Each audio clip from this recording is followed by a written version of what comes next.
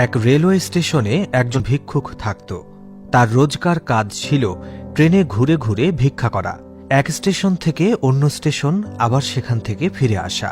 কোনোদিন ভালো ভিক্ষা পেত, আবার কোনোদিন পেত না। এই নিয়ে তার দিব্যি চলছিল। একদিন ভিক্ষা করতে করতে দেখল ট্রেনের কামরায় একজন স্যুট বুট পরা ভদ্রলোক ভ্রমণ করছে। ভিক্ষুক ভাবল, ভদ্রলোক মনে হয় অনেক বড় ধনী, তার কাছে গেলে অনেক বেশি পয়সা পাওয়া যাবে। তাই সে তার কাছে ভিক্ষা করতে গেল। কিন্তু অনেকক্ষণ চাওয়ার পরেও ভদ্রলোক কিছুই দিলেন না, বরং বিরক্ত হয়ে বললেন, যখন তুমি দেখছ আমি কিছুই দিতে চাচ্ছি না, তখন কেন শুধু শুধু বিরক্ত করছো? আর দ্বিতীয় কথা, তুমি আমাকে কি দেবে? ধরো আমি তোমাকে পয়সা দিলাম, এর বিনিময়ে তুমি আমাকে কি দেবে? ভিখারি বলল, আমার কাছে তো আপনাকে দেবার মতো কিছুই নেই জনাব। আমি তো ভিক্ষা করে খাই, আর আপনাকে দেবার মতো সামর্থ্য কি আমার আছে? তখন সেই ভদ্রলোক বললেন, যখন কিছু দিতে পারবে না তখন চাওয়া বন্ধ করে দাও। ভদ্রলোক পরের স্টেশনে নেমে গেলেন। ভিক্ষুকটাও ট্রেন থেকে বাইরে এলো এবং ভাবতে লাগল, সত্যিই তো, আমি কি দিতে পারি? সে মাথা চুলকিয়ে চারদিকে তাকাতে থাকে আর ভাবতে থাকে কি দেয়া যায়।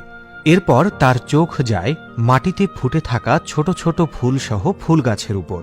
এবার সে ভাবল, এখন থেকে যে তাকে ভিক্ষা দেবে তাদের সবাইকে সে একটি করে ফুল দেবে। এরপর থেকে সে সবাইকে ফুল দেওয়া শুরু করল। কেউ তাকে ভিক্ষা দিলে সে তাদের ফুল উপহার দেয়। এটা দেখে মানুষেরও ভালো লাগছিল যে এই প্রথম কোনো ভিক্ষুককে ভিক্ষা দিলে সে ফুল উপহার দেয়। এভাবে কিছুদিন যাওয়ার পরে ভিখারির সাথে আবার দেখা হলো সেই স্যুট বুট পরা ভদ্রলোকের। ভিখারি এবার সেই ভদ্রলোকের কাছে গিয়ে বলল, জনাব, এবার আপনাকে দেবার মতো আমার কাছে কিছু আছে। এবার আমাকে ভিক্ষা দিলে আমি আপনাকে বিনিময়ে কিছু দিতে পারব। ভদ্রলোক বিশ্বাস করে তাকে কিছু পয়সা দিলেন। ভিখারি তার ব্যাগ থেকে একটি ফুল বের করে ভদ্রলোককে উপহার দিলেন।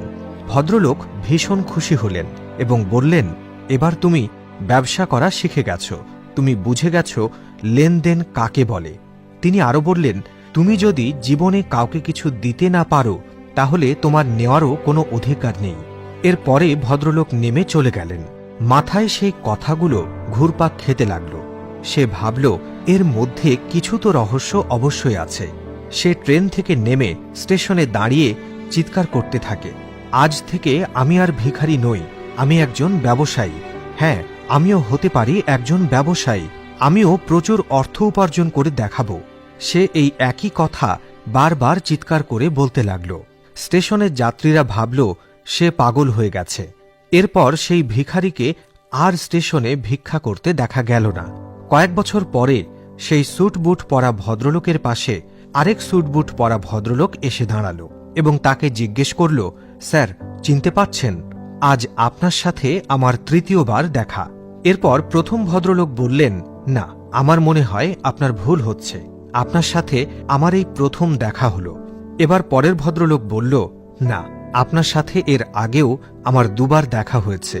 আমি সেই ভিখারি যাকে আপনি প্রথমবার শিখিয়েছিলেন বিনিময়ে কিছু দিতে হয়, আর তারপর শিখিয়ে দিলেন লেনদেন কাকে বলে। তখনই আমি চিন্তা করেছিলাম, যদি আমি আমার চিন্তাধারাকে বড় করতে পারি তাহলে আপনার মতো হতে পারি। দেখুন, আজ আমি আপনার মতোই হয়ে গেছি। প্রথমে আমি ফুল তুলে দিতে থাকি, এরপর ফুল কিনে বিক্রি করতে থাকি। আজ আমার ফুলের অনেক বড় ব্যবসা। প্রিয় দর্শক, জীবন কত অদ্ভুত, তাই না? যদি আপনি কোনো কাজে নিজের প্রচেষ্টাই দিতে না পারেন, ভেতর থেকে আগ্রহ সৃষ্টি না করতে পারেন, অন্তর থেকে যদি উৎসাহ না দিতে পারেন, তাহলে আপনি কোনো কাজেই সফলতা পাবেন না। আর একবার এই মন্ত্র শিখে ফেললে সফলতা আপনা আপনি আপনার কাছে ছুটে আসবে। যদি ভিডিওটি ভালো লেগে থাকে তাহলে অবশ্যই রিয়ান মোটিভেট পেজটি লাইক করবেন এবং অন্যদের এই ভিডিওটি দেখানোর জন্য শেয়ার করবেন। আজকের এই ভিডিওটি দেখার জন্য আপনাকে অসংখ্য ধন্যবাদ। ভালো থাকুন, সুস্থ থাকুন। ধন্যবাদ সবাইকে।